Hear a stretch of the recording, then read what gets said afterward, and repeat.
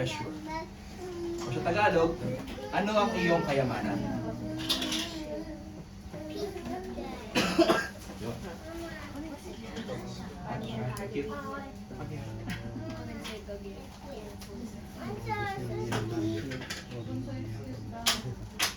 So what is your treasure or ano ang iyong kayamanan? Pag tinanong ka ng itong tanong, ng tanong na ito, ano ba ang iyong kayamanan? Anong may sasagot mo? Hindi ko po kayo isa-isahin. Pero hopefully mamaya, makasagot natin itong bawat isa sa atin. So the dictionary defines treasure as a very valuable object to someone. And syempre sa bawat isa sa atin, maaaring iba-iba yung sagot natin sa ngayon, di ba? Kung ano ba yung kayamanan mo. But, kung isa-summarize po natin, yung mga kayamanan natin pwede nating banggitin sa ngayon, di ba? Or what the world defines as treasure might be one of this. Una, physical possession. Agree? When we say physical possession, it means, ano ba yung physical possession? Money. Di ba? House. Hacienda, Titarona. Car. Jewelry. And other material things. Okay? Gusto niyo ba ng physical possession? Di ba? Siyempre. Bakit hindi? Di ba? Everything around us is from God. Okay? Pangalawa, hindi lang pala physical possession yung pwedeng maging yaman ng isang tao na kinoconsider. Di ba? There's also called non-tangible objects. Non-tangible objects. Ibig sabihin, hindi mo nahahawakan, but you also consider treasure. Example, your education, di ba? Your career, influence, success, and power. So ilan po ito sa mga kinoconsider din ng tao na treasure. And pangatlo, pwede rin palang people, such as your family members, your loved ones, spouse, and friends. Di ba normal yan pag tinanong for example yung isang tatay, ano ba ang kayamanan mo? Yung anak ko, di ba? Siyempre, inipon ko rin. Nakatuloy niya, no? Nakamagkano na tayo dyan. Yung gatas yan. Tanong mo si TC na kailang gatas na yan. Diba? Yan ang yaman ko. Diba? Nakarami. Ang ganda ni TC. So the world we live now, Karami naman gatas. sa mundo po na meron tayo ngayon, it dictates that money and earthly possessions are way above anything else. Pansinin nyo, sa labas na lang, o kahit saan. Social media, sa paligid natin, di ba? Sa social media na lang, for example, maraming mga content creator and influencers na walang ibang ginawang content kundi ipakita yung yaman nila. Ipakita kung gaano kalaki yung ginto, house tour, ipakita kung ilang kotse meron sila. Di ba? So karamihan sa mga YouTubers or mga taong ito na sikat ngayon, pinapakalandakan yung kanilang yaman at salapi. Okay? Tapos pansinin niyo pa ngayon sa bandang huli. Ewan ko na sa mga may Facebook rito, di ba? Pansinin niyo sa bandang huli, pagkatapos ng content nila, sa bandang huli, mayroon silang i-endorse na sugal. Na online na sugal. Gaming. Yun po ang nagiging trend ngayon, online gaming. Di ba? Parang inaengganyo nila yung mga tao na magsugal. Okay? So anong pinapakita nito? Di ba? So it shows us that in this world that we have now, talagang pinapakita kung gaano na halos Diyosin na yung pera at yung yaman ng tao. And kung hindi pa tayo magiging maingat, mga kapatid, dahan-dahan na pala tayo nilalason ng kaaway na sinasabi, kailangan natin magparami ng yaman dito sa mundo para masabing successful. Diba? If you ask people outside, ano ba kalala yung success? Sabihin nila, successful ako pag meron na akong bahay at lupa sa Pinas, meron akong kotse, sariling business. That's the world's standards of success. Diba? So sa verse po natin ngayong gabi, sino po ba nagkakalta sa verse natin, sa book of Matthew? Anyone? Of course, it is Jesus Christ. Diba? Because Matthew is one of the Gospels. Matthew, Mark, Luke, and John one of the Gospels that na pinapakita yung buhay ni Jesus Christ. Sabi dito, Jesus warns us not to store up for ourselves treasures on earth. Rather, store up treasures in heaven. Now the question is, paano mo nga ba nalalaman na unti-unti mo na palang tinitreasure ang isang bagay at nagiging priority mo na siya? Diba? So unang-una, if there is where your, kung nandun yung puso mo, if there is where your heart is, okay, if there is where your heart is, or sa madaling salita, kung yung puso mo nandun sa bagay na yon, you consider that thing your treasure. Pakibasa nga po sa Luke 12:34. Sige, Brother Don, sa Tagalog po. Lucas 12:34. Sapagkat kung nasaan ang iyong kayamanan, ay naroon din ang inyong puso. Amen. So it means, kung ano po yung mga bagay na passionate tayo. For example, what you are passionate about, it reveals your treasure. Pag sinabing passionate ka, ano ba yun? Kung saan ka nag-exert ng effort, kung saan ka nag-exert ng time mo, at ng money mo, di ba?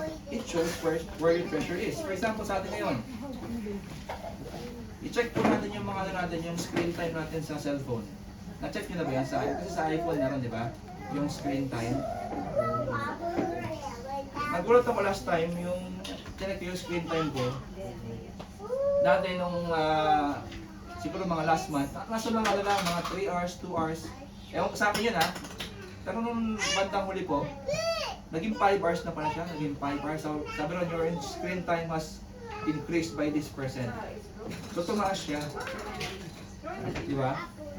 So, that mean na masyado na ako nagpo-focus sa screen, sa Facebook. So, it might be. Di ba? So, this message is not only for sa inyo po, but para sa akin din. Diba? Sabi nga palagi, bago ka tumayo sa pulpito, ikaw palagi yung unang natututo. Ikaw palagi yung unang tinatamaan. Kasi pag hindi ka na tinamaan, natakot ka na. Di ba? So sabi nga, if you're passionate for something, it reveals your treasure. Wala naman pong problema kung maging passionate ka sa isang bagay. Do you agree? Di ba?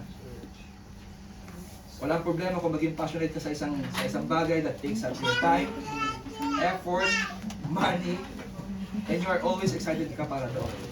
But the big question po mga kapatid is, are you as passionate as this for God? Yun po ang malaking tanong. Kung gaano ka ka-excited na mag-post sa Facebook ng gala nyo kanina, gano'n ka din ba ka-excited mag-devotion sa umaga? Or kaliwalik na, di ba? Kasi, it's my time. Di ba? Na-late na ako ng gising or late na ako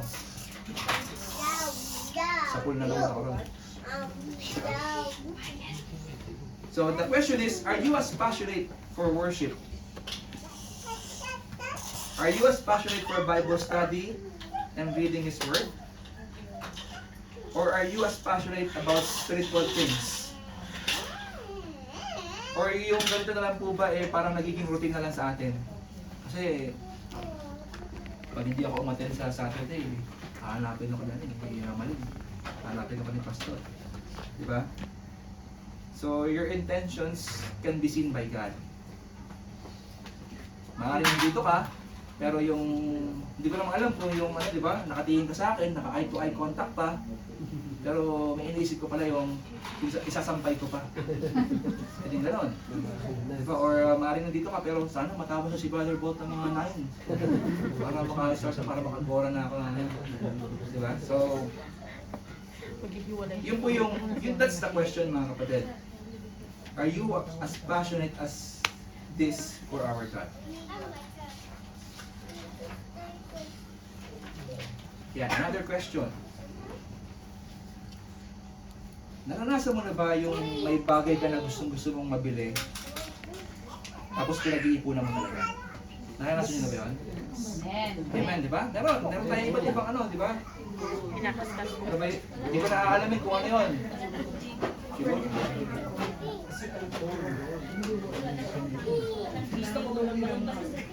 Ay, di ba may iba nga tayo, iba sa atin may mga iba't ibang collection na tinatawag. Yung iba nagko-collection ng ano, ng bag.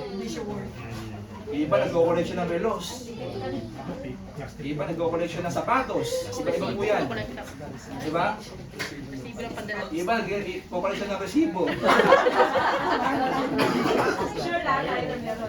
Lahat tayo naman. Bilang OFW. Now, ito po yun. So, pinag-ipunan mo na matagal, excited kang mabili, tapos nung nakuha mo na, siyempre, ang saya-saya mo, di ba? Kasi talagang, pinaghirapan mo to.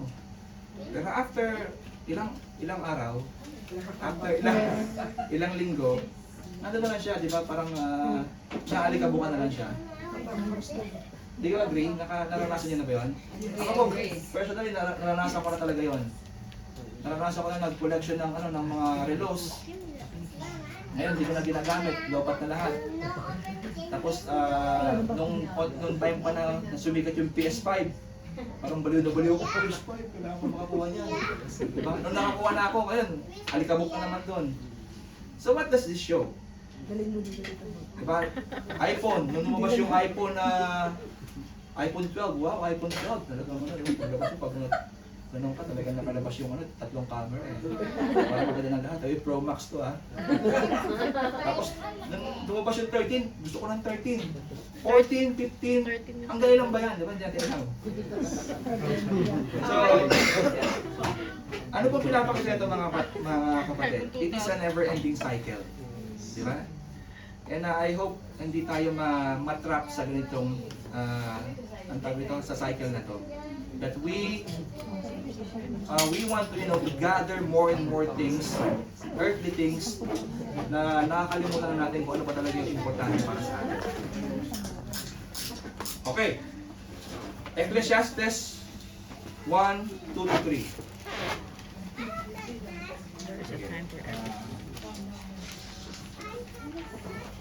Sister MJ. Ecclesiastes chapter 1 verses 2 to 3. Chapter 1, verses 1 to 3. 2 to 2. 1. Meaningless, meaningless, says the teacher. Utterly meaningless, everything is meaningless. What does man gain from all his labor, at which he toils under the sun? Amen. Sino po pinagsalita itong meaningless na ito? Diba? Wala na iba kundi ang tinaguri ang pinakamatalinong tao na nabuhay sa lupa, which is King Solomon. Sabi niya, everything is meaningless. Lahat ng pinagpaguran mo, labor mo, everything will be meaningless. Diba? Even in the parable of the rich fool, alam ko po, pamilyar to sa atin, na merong isang mayaman, merong isang mayaman, ang ubod ng yaman niya, meron siyang mga pagmamayaring mga hacienda. Diba? Mga hacienda, pag hacienda, si Tita Rona talaga nakikita ko. So, sobrang dami niyang ani, yung kanyang mga tinatawag na mga barns, o yung mga, ano matawag sa Tagalog? Kamalig. Basta yung lagayan na ng kanyang mga ani, talagang umaapaw na raw. So, tinanong siya, sabi niya, anong gagawin mo para ano? Sabi niya gano'n, kailangan ko pang paramihin yung mga imbakan ko. Para, pag sobrang dami na yan, relax na ako yun, di ba? Siguro hanggang sa pagtanda ko, hindi ko na kailangan magtrabaho. Ano na ako, kukuya-kuya ko na lang ako, be merry and eat, di ba, and sleep. Anong sinabi sa kanya? Di ba? You fool. Di ba? You fool. Sabi sa kanya, bakit? Di ba? Sige po, basahin pa natin sa Luke 12:15.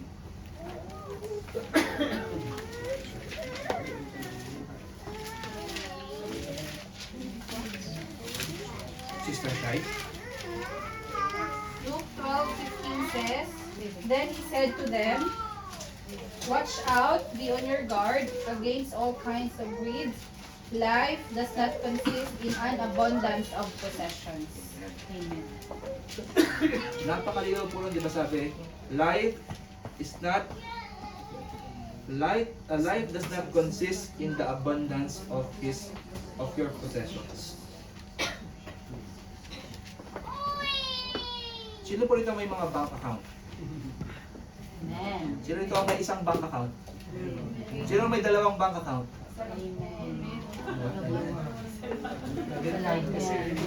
Diba? Ha? So, ba't tinatanong yun? Diba? Sabi po ni Jesus Christ, let us not stockpile material goods in this life because it is such a dangerous practice. Kung babalikan po natin yung verse natin sa Matthew 6:19, sino po pwede magbasa? Sister Brenny, Matthew 6:19.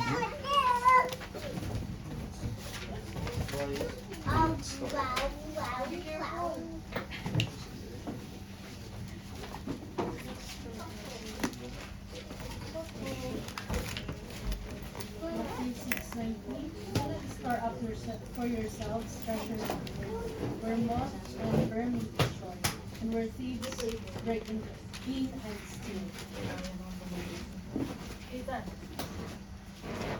So sabi niya, money and possession are not dependable. Hindi mo raw pwedeng i-fully trust yung possessions na meron ka. Hindi porket yung bank account mo maraming zero yan sa dulo, pero may numbers sa unahan. Ano ka na, parang okay na ako. Hindi ko na kailangan si Lord. Kasi ang dami ko ng pera eh. Diba? That's not dependable. Bakit daw? Sabi dito, clothing and fabric can be eaten by moths. Alam niyo po ba yung moth? Kaya pala may mothball. Alam niyo ba yung mothball? Diba? Yung mabaho yung amoy. Hindi na nalagay sa ano. Kasi pala, para sa mga moth yun. Kasi sumi sila ng damit. Even metal objects rust. Pati po yung mga magnanakaw, kayang-kaya na nakawin sa atin, kunin sa atin yung anong meron tayo. Di ba? So, you can never fully depend on your physical possessions. Okay? In short, material possessions are temporary. Do you agree? They are temporary. So, Jesus points out that no one can possibly build enough wealth to guarantee that you will have your needs met forever. Sabi po dito, investing in this world is a terrible investment.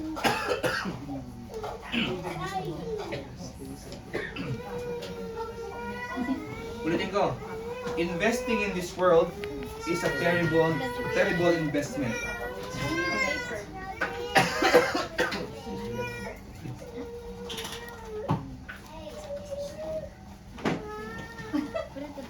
What is here today is gone tomorrow.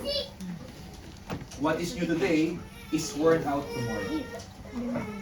But, don't get me wrong mga kapatid, Jesus Christ does not mean Christians should never have any money, property, possessions, or bank account. Hindi po. Diba?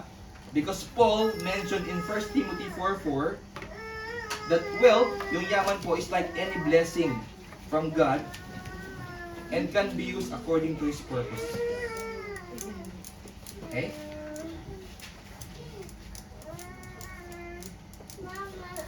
Also, in 1 Timothy 5:8, sino pong pwede magbasa? Brother Larry?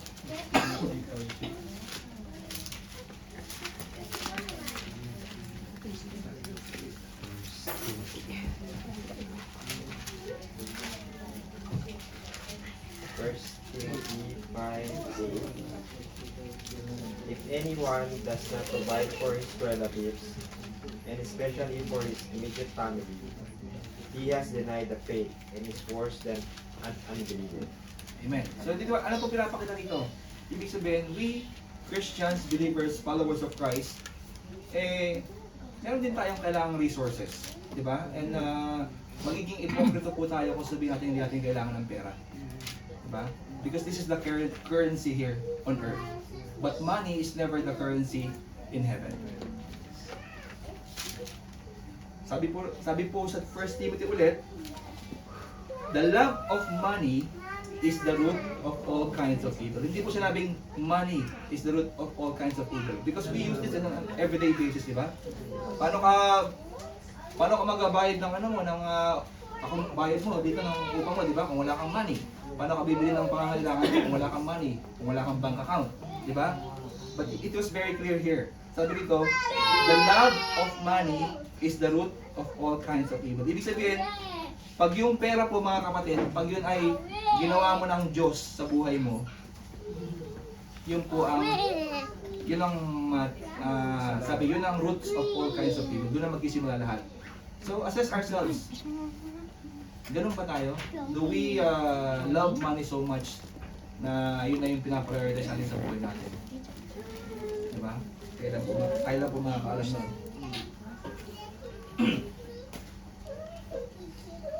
So, what's dangerous is becoming dependent on worldly wealth.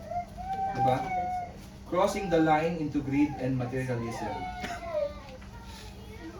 Why? Because chances are, if you treasure things on earth, you are not going to desire Jesus Christ. Well, so now the next question is, di ba, malinaw na yun, di ba, sabi, yung let us not store earthly treasures. Now the next question, how can we store treasures in heaven? Okay? So sa gabi ito po, meron lang tayong dalawang key point. So our first key point is, how can we store treasures in heaven? The first one is to check the motives of your heart. Okay? Psalm 139 verse 23. Miss Excel? Psalm 139 verse 23.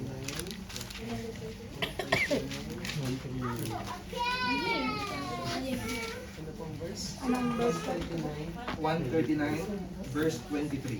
Verse 23. Psalms 139 verse 23.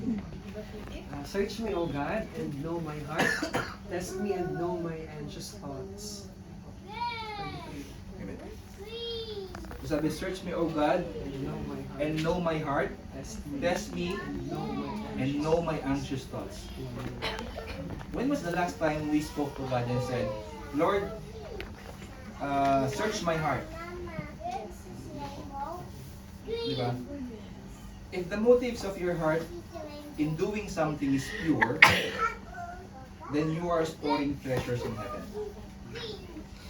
Diba pag may ginagawa naman po tayo, for example, kahit anong ginagawa mo, maglinis ka, magtrabaho ka, we have a motive behind this action. Do you agree? Kasi pag wala yun, delikado na yun. Ginagawa mo lang para sa walang dahilan. 'Di ba? Pag may exam, nag-aaral ka. Bakit? Para pumasa. 'Di ba?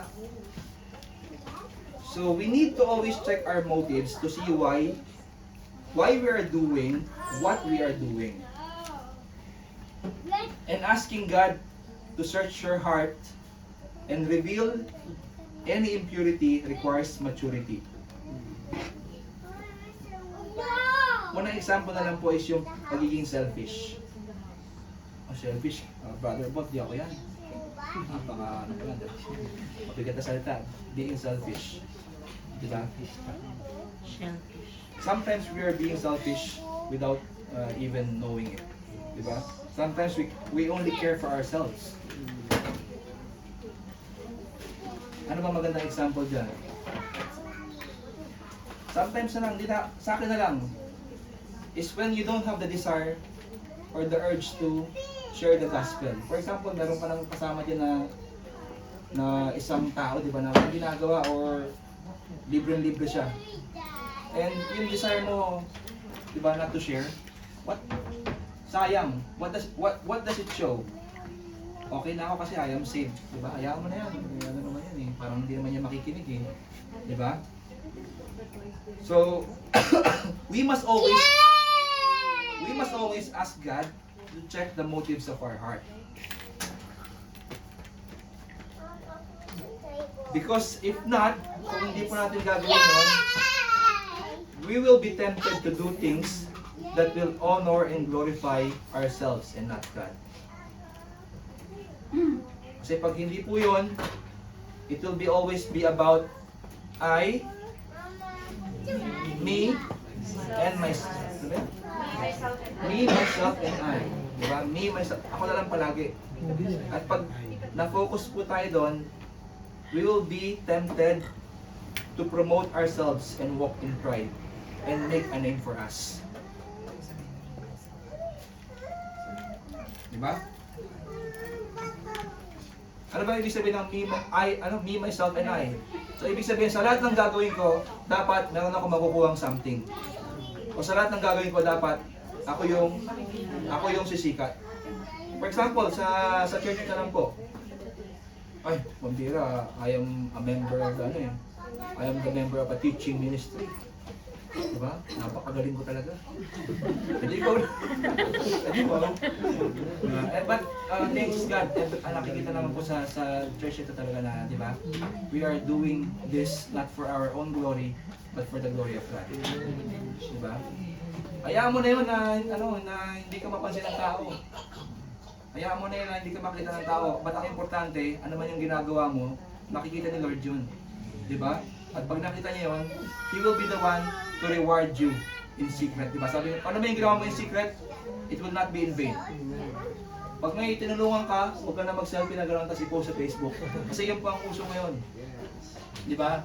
Pansinin nyo, lahat na tutulong sa kapwa, magbibigay ng ganito, pero may selfie, may video. Diba?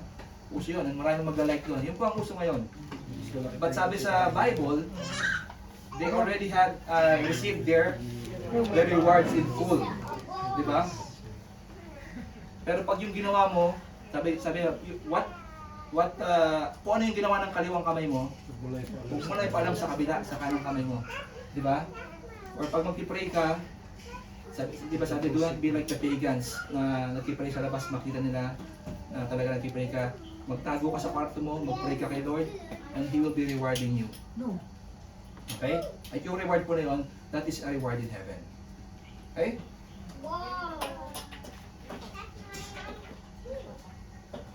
So we need to check our motives. Again, lagi po natin binabanggit to. People see what you are doing. But God sees why you are doing this. Or why you are doing this act. Ibig sabihin nun, yung tao nakikita niya, for example, kung ano yung ginawa mo, oy, very good ah.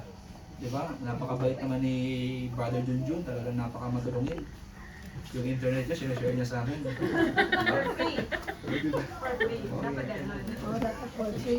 Praise God. Abuso na yun. Okay? Diba? Oy, praise God naman si ganito. Diba? But, only God can see the motives of your heart. So, ibig sabihin, why you are doing this, alam ni Lord yan. And if it's a pure motive, if it's a motive to glorify Him, He will reward you for sure. Okay.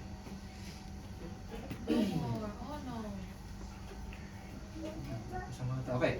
So, bakit ba natin tinutulungan yung ibang tao? Diba? Or yung kapatid na pag nangangailangan? Is it to glorify God? Or do we have a hidden agenda? Pag tinulungan ko ito si kapatid, pangalaga. Ibig sabihin, ano ko na yan? Hawak ko na yan. Hawak ko yan. Kontrolado ko yan. Diba? Hindi ko gano'n.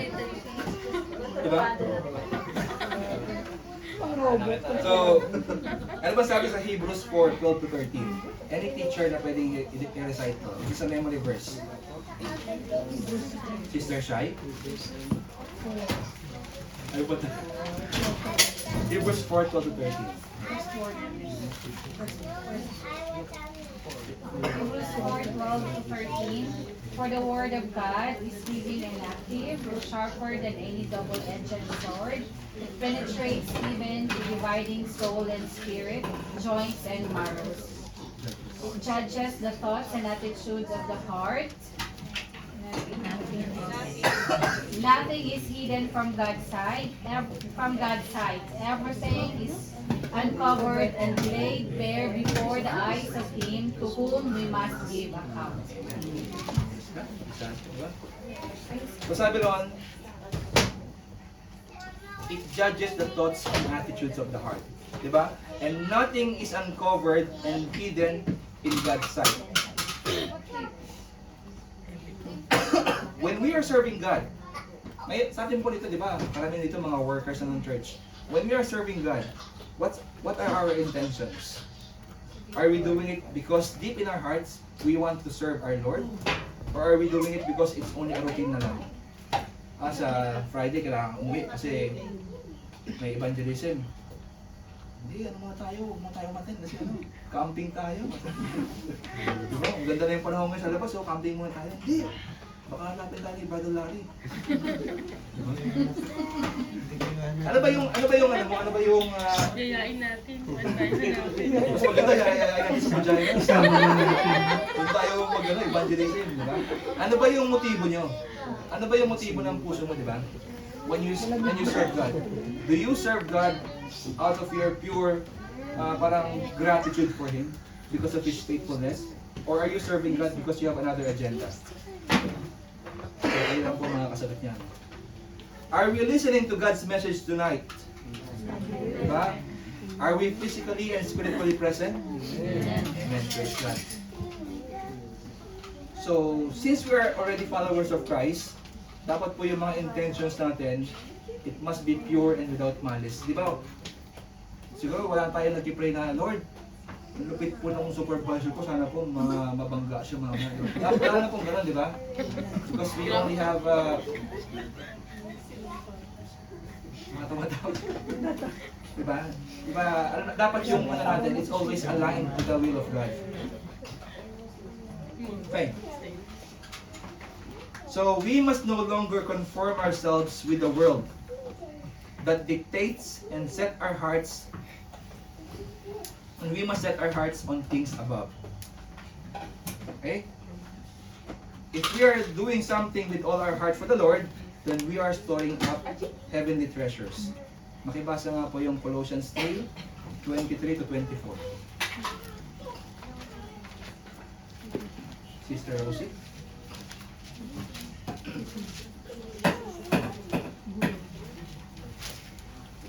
Colossians chapter 3, 23 to 24.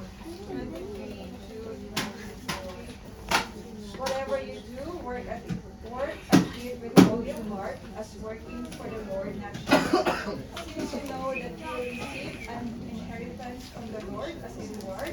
It's the Lord Christ you are serving. Diba? So anything you do, hindi man ikaw yung CEO ng kumpanya, hindi man ikaw yung principal sa school nyo, diba? Anything you do, if you're doing it for the Lord, then surely, sabi ron, you will receive an inheritance as a reward from Him. Diba? So, yun po yung ating unang key point. Now, our last key point, number 2, is we need to keep our eyes healthy. Keep our eyes healthy. Keep our eyes healthy. Diba napatanong kayo, bakit keep our eyes healthy? Kailangan ng carrots, beta-carotene. Kalabasa, bebe. Sige, makikita ko natin yan. Makibasa nga po, Sister Abby, sa Matthew 6, 22 to 23.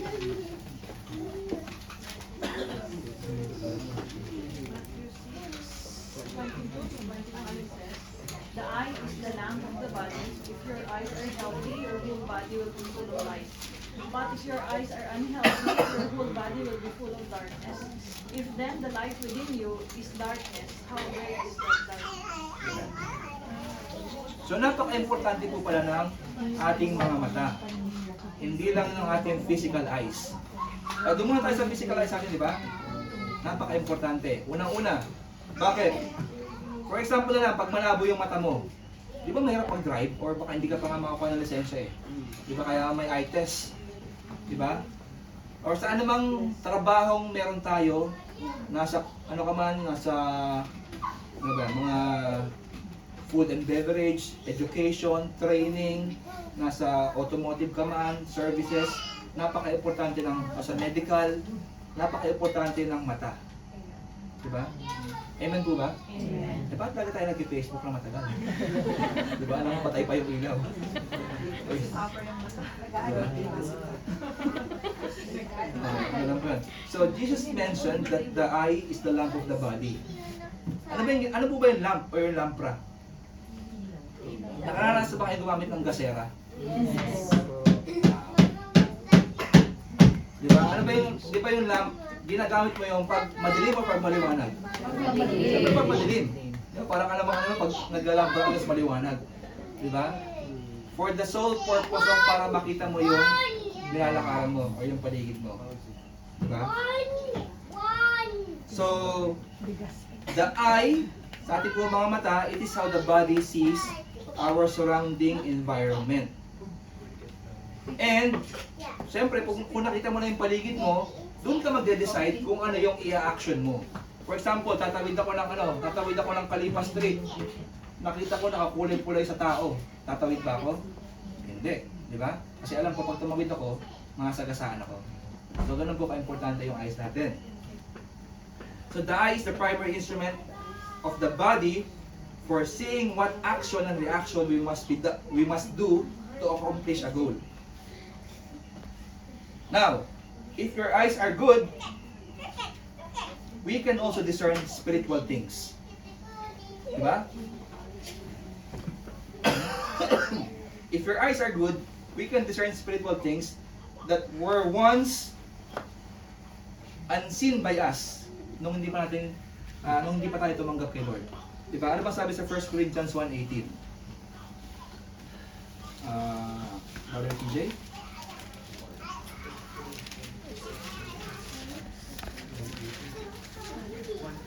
Apo, 1 Corinthians 1:18. 1 Corinthians 1:18. For the message of the cross is foolishness to those who are perishing, but to us who are being saved, it is the power of God. Diba? So good eyes lead to lives that are full of light, which is the truth. Diba sabi sa John 14:6, I am the way, the truth, and the life. No one comes to the Father except through me. So ganun po ka-importante yung mata natin. Ibig sabihin, corrupted eyes lead to a corrupted life. If you want to be in the light or the truth, then your eyes are the key. Ibig sabihin, what you focus your eyes on determines your treasure. Diba? What you are looking at is what you will value. So ultimately, kanino pa po ba natin dapat i-fix yung mga mata natin? Amen. Diba sabi sa Hebrews 12:2, Fix your eyes on Jesus. fix your eyes unto Jesus.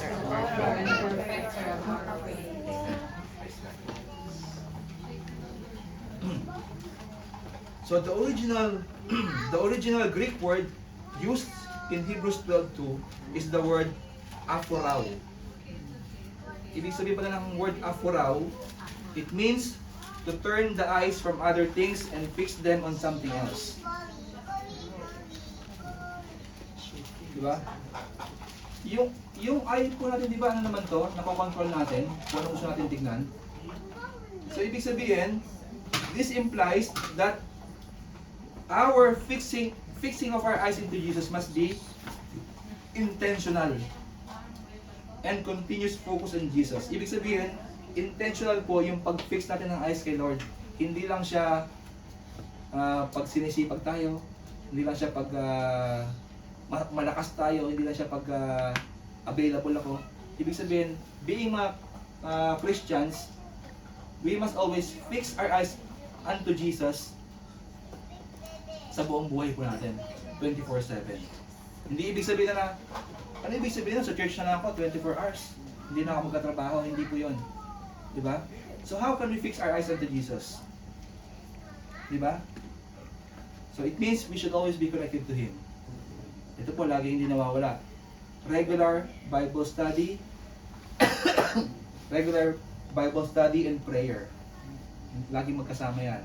These are the two key ways to maintain our connection with God.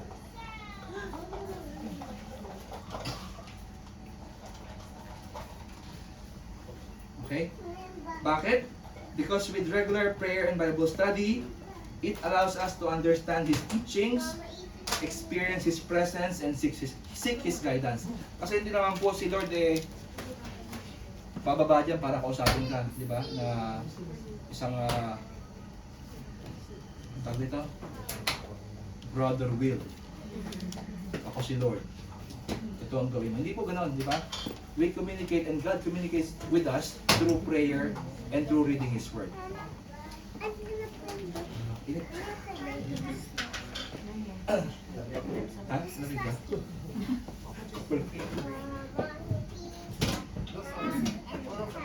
Okay. Parehas lang po yan sa sabi nila, uy, pang ano yan, malapit na ba yan? Pangatlong page na yan. Ilang page ba yan? 4 pages lang po ito, mga. Alam ni Sister Cathy yan, nakapilit ako sa kanya. Diba? It is like tuning in to a radio station. Diba? Meron ba nakikinig ng radio rito? Or naranasan niyo ba yung time na uso pa yung radio? May mga favorite pa tayong radio station, di ba? PZRH. PZRH? Pwede, di ba? Sa AM. Sa FM naman, di ba? Iba yung mga ano pa yan. Joe Domingo. Mga ganon.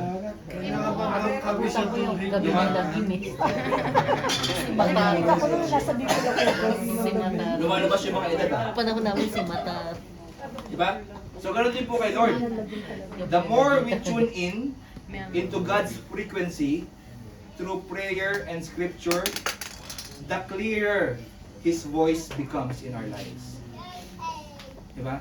Di ba? Naranasan niyo ba yung Pilipino na gano'n pa sumakto nun sa station? Yes po. Kasi pag hindi sumakto nun sa station na 89.2, medyo may mga, di ba? Pero pag sumakto, oy, ganda, linaw, di ba? Ganoon din po kay Lord. The more we spend time with Bible study, reading His Word, and spending time with prayer with Him, the more na mas magiging malinaw yung voice niya sa atin. Okay? So to keep our eyes fixed on Jesus, we need to live with an eternal perspective. Eternal. Nung nagkasalita si Mama Ling kanina, may dalawang na ano talaga ako, na-quote ako, na dalawang beses pa niya binanggit. Sabi niya, kahit anong gawin mo dito, anong pagtrabahuhan mo, anong planuhin mo, in the end naman talaga, dun din ang punta natin. Di ba? Whether you like it or not, dun din ang punta natin. Gano'n ka mang kayaman, marami ka mang pampa-stem cell therapy, siguro madadalaw ka ng 5 years, pero dun din ang punta natin. Di ba? And sabi sa Hebrews 9:27, For man is destined to die once, and after that is judgment. Diba? So, sa mundo po natin na it's very fast-paced, kailangan instant lahat. Diba? It is easy to lose light of eternity and focus only to the here and now. But Hebrews 12:2 reminds us to focus on the eternal joy set before us. Ano po ibig sabihin nun? This might involve making decisions that don't make sense from a worldly perspective. Sabi dito it might involve decisions that don't make sense from a worldly perspective. Siguro for example, sa evangelism nga, nagbibiroan kami. Nung nasa Kalipa pa kami paikot-ikot, sabi namin, ba't natin yung mga tao rito? Kasi alam namin yung mga upuan ng mga tao eh. Siguro alam na ito, ito na naman yung grupo na ito na mag-share. Siguro sa bandang 8:30, huwag tayo magpo dyan, doon tayo. Wala eh, di ba? Sabi, ay, ang birat na naman itong grupo ito, ano naman yan.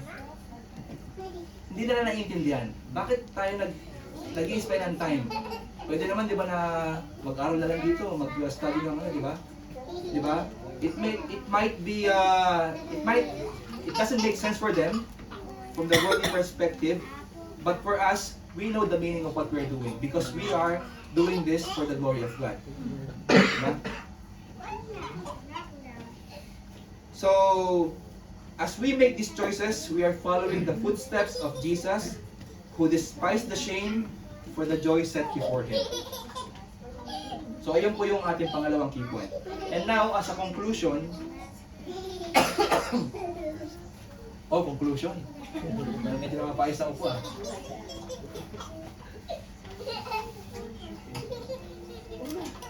Okay. Yung kayamanan natin, kung ano man yan, it is always linked to our heart. Diba? Yung kayamanan na meron ka, palaging nakalink yan sa kung ano yung laman ng puso mo.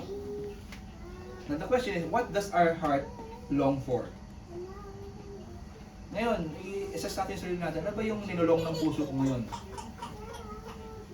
Diba? Marami siguro, diba? Hindi natin alam yan, sila lang nakakaalam yan. Does it treasure things of this world? Like money, fame, power, influence? Or is our heart longing for Jesus to be the greatest treasure in our life? Both now and for eternity. Mga kapatid, we are so blessed because meron tayong congregation na ganito. Diba? So, talagang we are so blessed because unang-una bakit? Even though this is a small congregation, we all know each other. Diba? As in talagang kilala mo yung bawat isa. Si Pastor talagang natututukan tayong lahat. Diba? And we are so blessed dahil meron tayong space na ganito na napaggagawa natin yung service. Diba? Huwag po natin sayangin yung mga panahon na available naman tayo. Diba? Pero sumakit yung ulo ko, sumakit yung tuhod ko. Sumakit yung bewang ko, diba? Hindi mo na paano kasi okay lang yan kasi maintindihan naman yan ni Lord yan. Our God is an understanding God. Pero pag sa trabaho, di ba? Kasi, Roby ka pa lang. Bawal ka umabsent. Alas gumapang ka, papasok pa rin ako kung di absent ako baltas. Diba? Okay. Tonight, we have learned that earthly treasures are temporary and not dependable. So, I encourage everyone not to fall into this trap na pinaprioritize natin to acquire more and more and more of them. Diba? Anyway, sabi naman sa Bible, diba, hindi mo pa man binabanggit ng bibig mo, sinagutan ni Lord yung pangangailangan mo. And I believe every one of us here, we have experienced that God is always on time. He is never late, He is never too early, He is always on time. Okay? So, it is not necessarily wrong to have money, but we need to know the dangers of what it can do to us.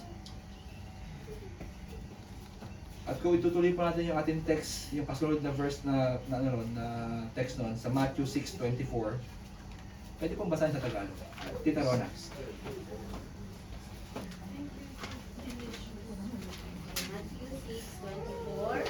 Walang aliping nakakapaglingkod ng sabay sa dalawang Panginoon, sapagkat kapukutan niya ang isa at iibigin ang ikalawa. Paglilingkuran ng tapat ang isa at hahamakin ang ikalawa. Hindi kayo maaaring maglingkod ng sabay sa Diyos at sa kayamanan. Diba? Napakalilaw po ron. No one can serve two masters, for either he will hate the one and love the other, or he will be devoted to one and despise the other. So we cannot serve both God and money.